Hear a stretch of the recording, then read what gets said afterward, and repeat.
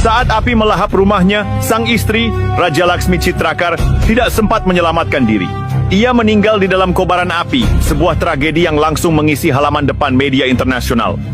Kematian itu bukan hanya korban fisik, tetapi juga menandai bahwa konflik telah melampaui batas wajar, masuk ke ruang yang mengaburkan antara keadilan dan dendam. Di lokasi lain, kediaman mantan Perdana Menteri Sher Bahadur Deuba juga diserbu. Ia dan istrinya diseret keluar oleh massa yang marah, dipukuli, dan terluka parah sebelum akhirnya dievakuasi.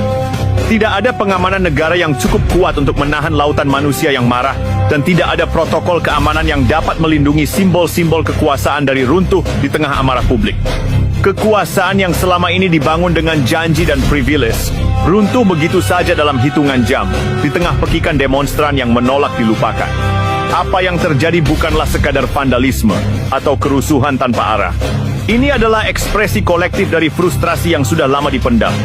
Di mata para demonstran, gedung-gedung negara dan rumah-rumah elit politik bukan lagi bangunan biasa, tetapi simbol konkret dari ketidakadilan, arogansi dan kelumpuhan moral rezim yang mereka lawan. Api yang menyala bukan hanya membakar kayu dan batu, tetapi juga membakar ilusi bahwa rakyat akan terus diam selamanya. Dalam diamnya elit, rakyat memilih berbicara dengan kobaran api.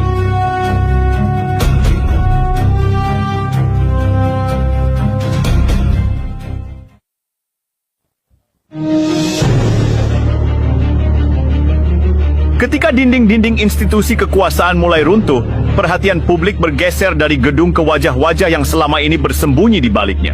Para pejabat tinggi yang selama bertahun-tahun memegang kendali pemerintahan, kini menjadi sasaran langsung kemarahan rakyat. Dalam kekacauan yang menyebar cepat, rumah pribadi berubah menjadi arena penghakiman, dan status jabatan tak lagi cukup untuk memberi perlindungan. Salah satu peristiwa paling menggemparkan terjadi di kediaman Menteri Luar Negeri Arzu Rana Deuba. Di tengah kepanikan, ia diserang oleh massa, dihajar, dikeroyok, dan sebagaimana dilaporkan sejumlah media internasional, diperkosa oleh kelompok perusuh yang berhasil menerobos pengamanan rumah. Tragedi ini mencerminkan hilangnya kendali total negara atas keamanan internalnya sendiri. Tidak berselang lama, Menteri Keuangan Bishnu Prasad Paudel menjadi korban berikutnya. Video yang kemudian viral di media daring memperlihatkan Paudel dikejar puluhan demonstran saat hendak meninggalkan sebuah gedung pertemuan.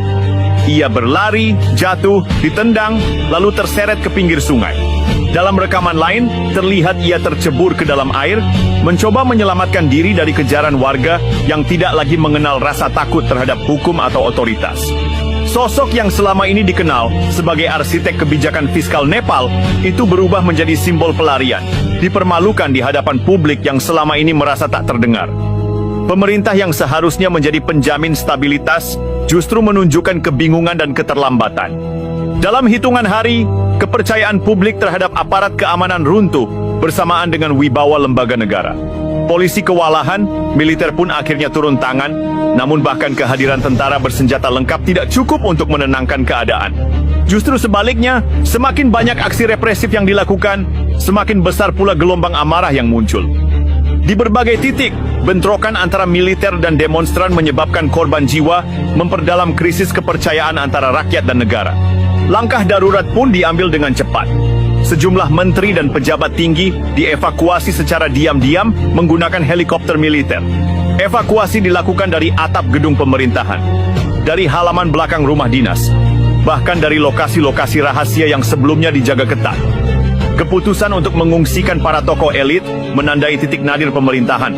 Saat para penguasa terbang meninggalkan tanah yang mereka pimpin, rakyat tetap tinggal di bawah, menatap langit yang kini bukan hanya dipenuhi asap pembakaran, tetapi juga bayang-bayang helikopter yang membawa lari simbol-simbol kekuasaan.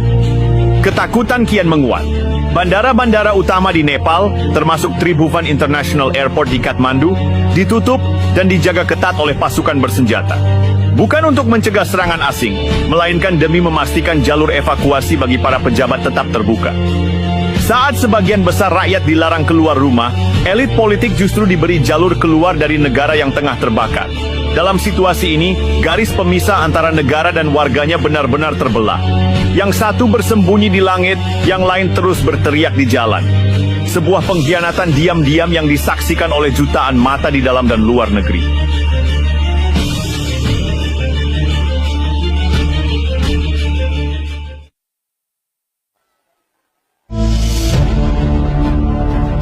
Pada tanggal 9 September 2025, Perdana Menteri KP Sharma Oli secara resmi mengundurkan diri dari jabatannya, mengakhiri masa kekuasaan yang selama ini ditopang oleh retorika nasionalisme